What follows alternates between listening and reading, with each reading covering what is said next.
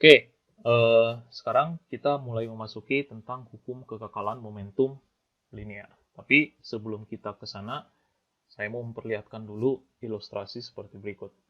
Oke, ini ada dua benda, M1 dan M2, yang sama-sama bergerak ke kanan dengan masing-masing lajunya V1 dan V2. Kemudian, karena V2 lajunya lebih kecil daripada V1, tersusul nih, sehingga ini ada tumbukan.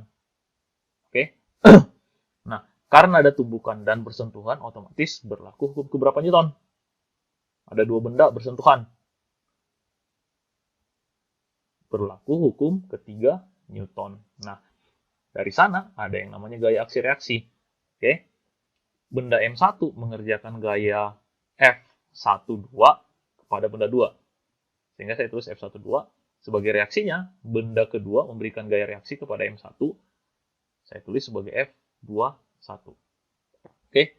Setelah tumbukan, kedua benda masih ke kanan, tapi sekarang dengan laju masing-masing V1 aksen dan V2 aksen. Nah, apa yang terjadi di situ? Perhatikan bahwa ketika tumbukan terjadi, ada gaya yang bekerja dalam waktu singkat. Oke, sehingga baik M1 atau M2 mendapatkan masing-masing mendapatkan impuls. Masih ingat nggak impuls itu mana?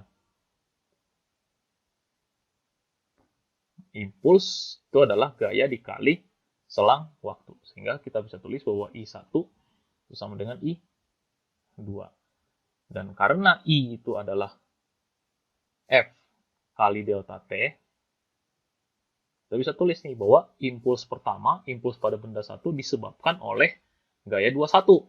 Jadi saya bisa nulisnya minus F21 kali delta T sama dengan F12 kali delta T.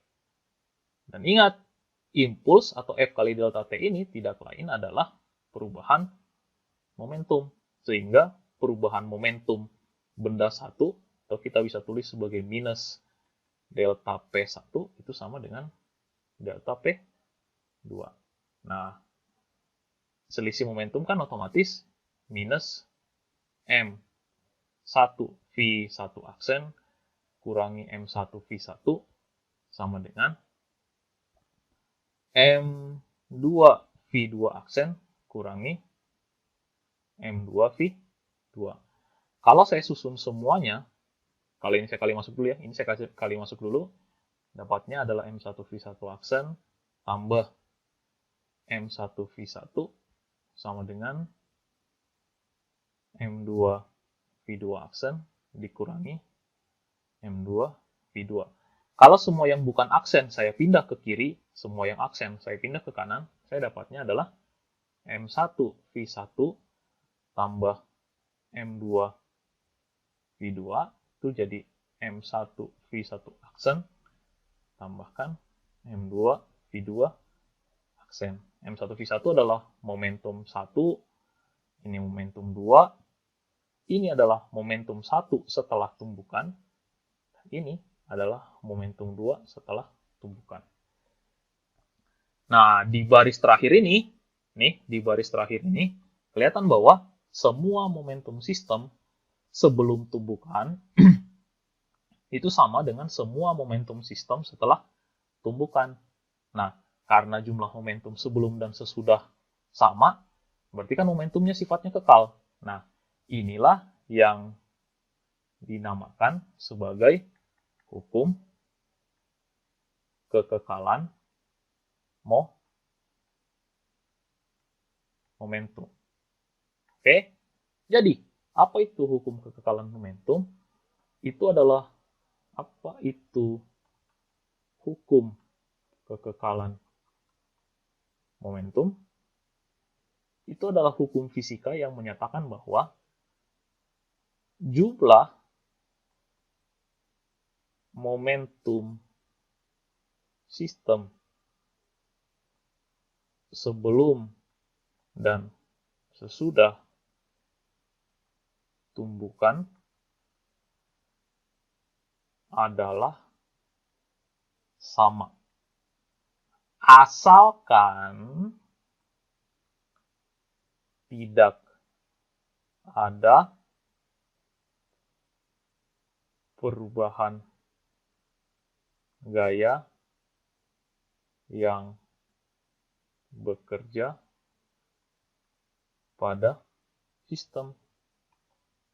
Maksudnya gimana? Maksudnya ya lebih cenderung ke tidak ada gaya luar.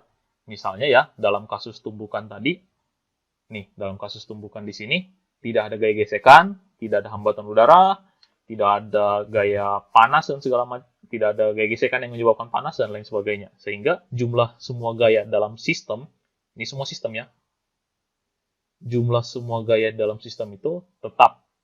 Oke? Sehingga kita bisa menyebut bahwa sesuai persamaan tadi, dirumuskan bahwa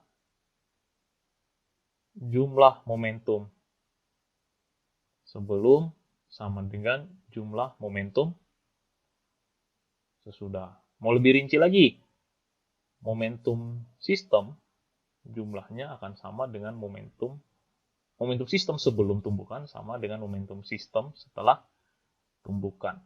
Oke, jadi pembedanya adalah tumbukan. Lebih detail lagi. Oke.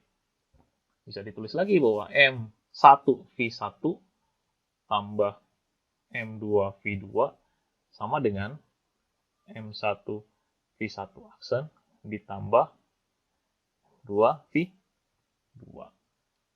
Oke. Nah, jadi dari sini pada peristiwa tumbukan yang melibatkan paling tidak 2, artinya bisa lebih, asal tidak ada gaya luar yang mengganggu, jumlah momentumnya tetap. Contohnya ya.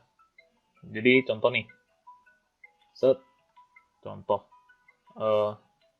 Benda pertama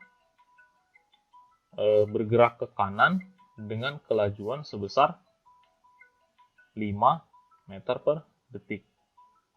Menubruk atau menabrak benda yang sedang diam dengan kelajuan sebesar benda yang diam. Oke. Terus setelah tumbukan, benda kedua ini akhirnya bergerak ke kanan nih. Ini V1 deh. Ini V2. 0. Setelah tumbukan, benda kedua bergerak ke kanan dengan laju 3 meter per detik. Nah, pertanyaannya adalah berapa nilai V1 setelah tumbukan? Kita sebut saja M1-nya adalah 1 kg, M2-nya adalah 2 kg. Gimana penyelesaiannya? Pakai saja, jadi gunakan hukum kekekalan momentum. Masukin deh yang kita tahu. M1 V1, M2 V2, M1 V1 aksen, M2 V2 aksen. M1-nya berapa? 1 kali 5 tambah 2 kali 0. Ini sama dengan 1 kali V1 aksen tambah M2-nya berapa sih? M2-nya 2. Ini 0 ya, bukan 6. 2 kali 3. Jadi ini 5 tambah 0 sama dengan V1 aksen tambah 6. Dari sini 5 sama dengan V1 aksen tambah 6. V1 aksennya jadi berapa? Minus 1. Artinya setelah tumbukan ini, V1 ternyata bergerak ke kiri dengan kecepatan 1 meter per sekon. Tahu dari mana kiri? Lihat, semua yang ke kanan kita kasih tanda plus. Otomatis kalau V-nya dapat negatif, kecepatannya pasti berarah ke kiri. Oke? Nah, setelah ini kita akan bahas tentang koefisien restitusi. Nah, apa itu koefisien restitusi? Tunggu penjelasannya di video berikutnya.